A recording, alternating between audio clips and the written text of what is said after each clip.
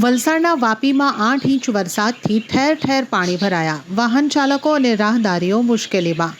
વલસાડના વાપીમાં છેલ્લા 24 કલાકમાં આશરે 8 ઇંચ વરસાદ ખાબક્યો હતો, જેને પગલે નીચાણવાળા વિસ્તારો સહિત વાપીના રેલવે અંડરપાસમાં પણ પાણી ભરાઈ ગયા હતા અને જળબંબાકારની સ્થિતિ જોવા મળી હતી, જેને લઈને વાપી નગરપાલિકા કામે લાગી હતી અને રેલવે અંડરપાસમાં ગળાડૂબ વરસાદી પાણી ભરાઈ જતા અંડરપાસથી બંને તરફનો માર્ગ બંધ કરી દેવામાં આવ્યો હતો, જેના પગલે આ માર્ગ પરથી પસાર થતા વાહન ચાલકો અને રાહદારીઓ મુશ્કેલીમાં મુકાયા હતા અને કલાકો સુધી બંને તરફના વાહન વ્યવહાર ઠપ થઈ ગયો હતો. પાણીના નિકાલ માટે તાત્કાલિક વાપી નગરપાલિકાની ટીમ કામે લાગી હતી.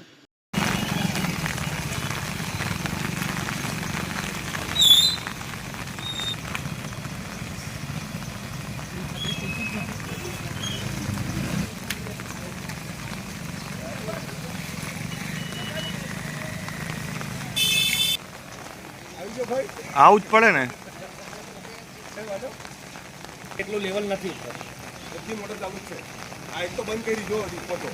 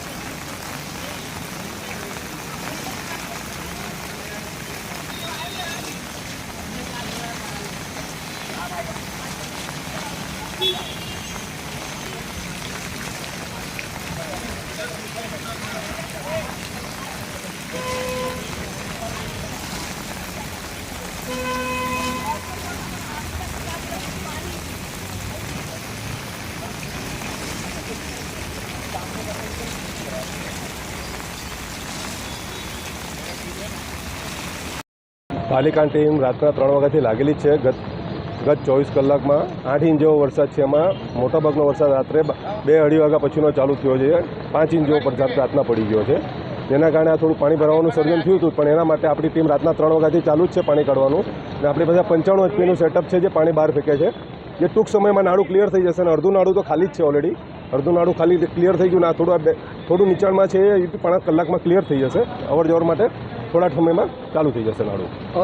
ખાસ કરીને આ જે ગરનાળું જે ભરાય એમાં શું મુશ્કેલી થાય? કારણ કે જે પેલો ઓવરબ્રિજ બનશે એના કારણે મેઇન વાપીના ઈસ્ટ અને વેસ્ટમાં જવા માટે આ એક જ છે હમણાં જગ્યા, નાળું જવા માટે અને ફાટક છે. એના કારણે અવર જવરમાં થોડી તકલીફો પડે છે. પણ પાણી આપણે જે આપણી પાલિકાની ટીમે જે વર્ક કર્યું છે, રાત્રે 3 વાગ્યાથી અહીંયા લાગેલા જ છે. એ લોકોનું કામ એકદમ વ્યવસ્થિત રીતે કરી રહ્યા છે.